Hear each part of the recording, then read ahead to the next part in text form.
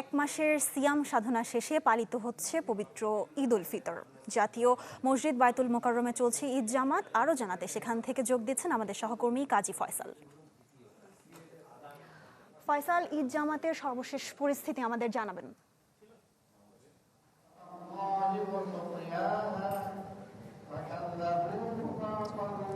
আপনাদেরকে জাতীয় মসজিদ বায়তুল মোকাররমে ঈদের চতুর্থ জামাত চলছে।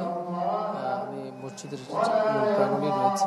সেখান থেকে খতিব সাহেব অর্থাৎ ইমাম সাহেব নামাজ আদায় করেছেন। ঈদের যে চতুর্থ জামাত চলছে বায়তুল মোকাররমে, সেটির দ্বিতীয় রাকাত চলছে এখন।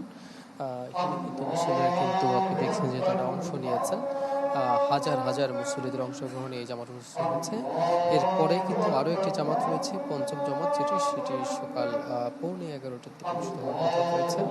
এবং এই ঈদের জামাতটি সম্পন্ন করছেন বায়তুল মোকাররমের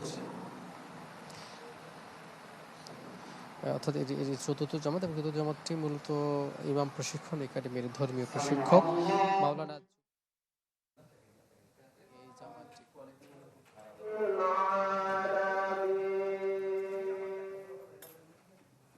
নগদ নিয়ে এলো হার নামানা হার অফার। সর্বনিম্ন 10,000 টাকা রেমিটেন্স নগদে পাঠালে থাকছে স্বর্ণের হার জেতার সুযোগ।